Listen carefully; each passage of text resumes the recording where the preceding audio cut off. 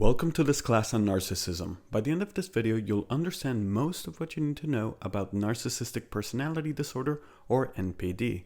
I'm Jeffrey Meltzer, a licensed mental health counselor, and I'm here to break it down for you. So what is narcissistic personality disorder?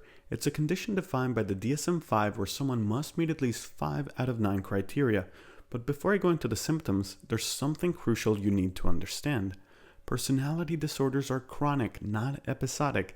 I cannot stress this enough. If someone does something that fits one of these criteria once or even occasionally, it doesn't mean they have NPD.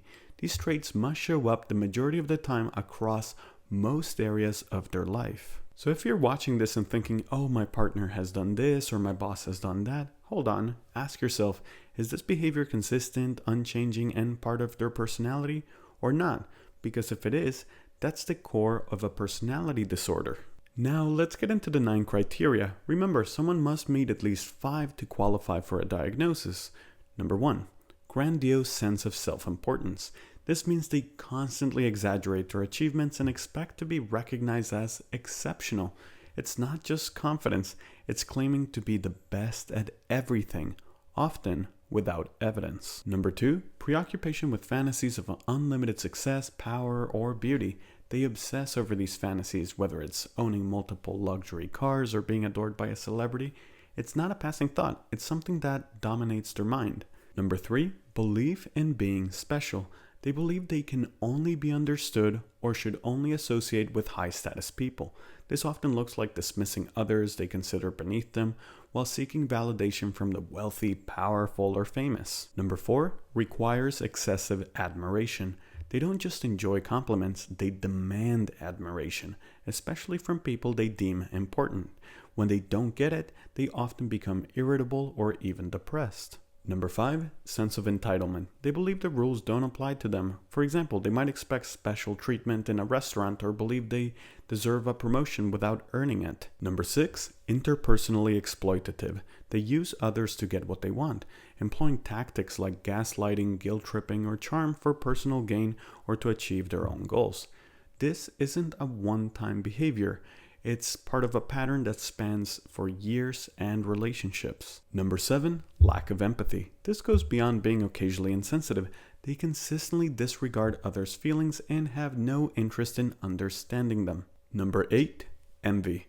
They're often deeply envious of others' success or believe others are envious of them. This isn't just jealousy, it's an obsession with bringing others down to elevate themselves. Number 9, arrogant behavior. This isn't confidence, it's constantly belittling others to feel superior. It's an ongoing effort to assert dominance and inflate their fragile ego.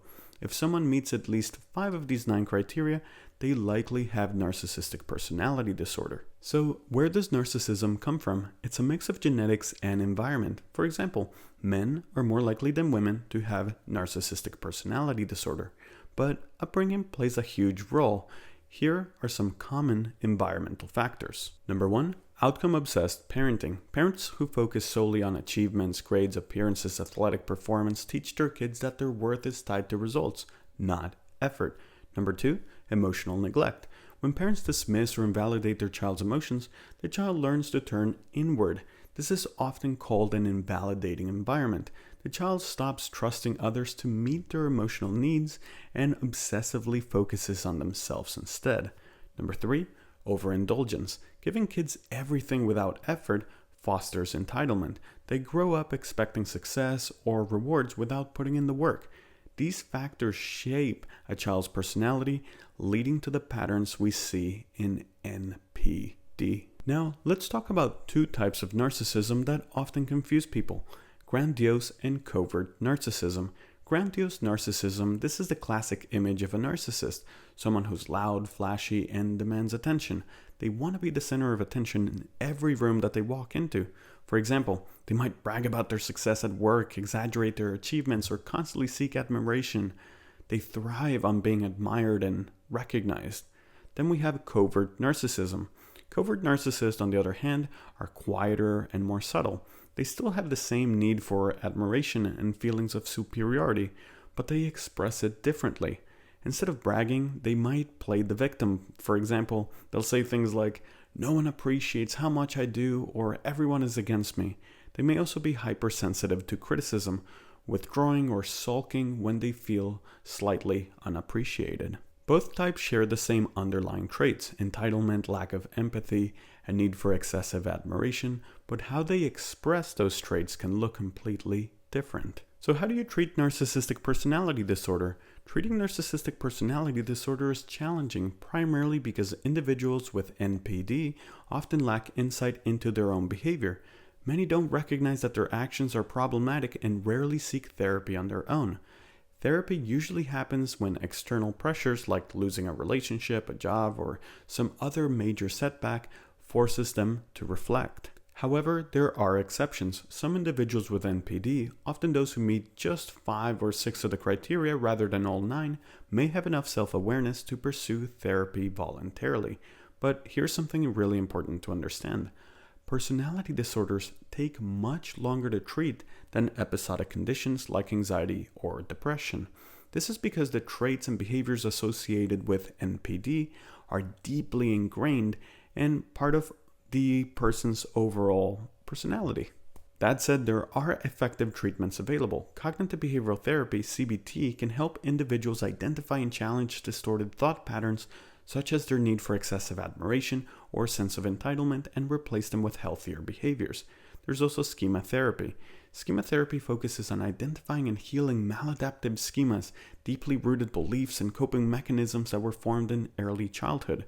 It aims to help individuals develop healthier ways of thinking and relating to others. Both approaches require long-term commitment, a strong therapeutic alliance, and a therapist with skill in managing the dynamics of NPD.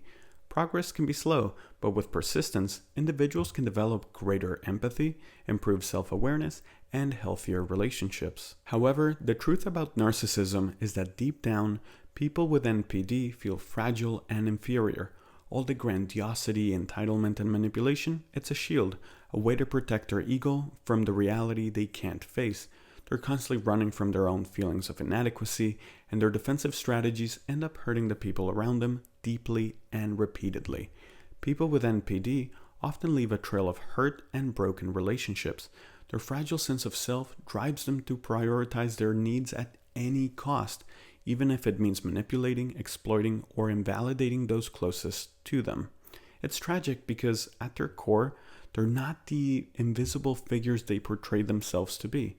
They're deeply insecure individuals who can't face their vulnerabilities, and along the way, they hurt the people who care about them the most. If you found this video helpful or you want to learn more about mental health, please like, share, and subscribe.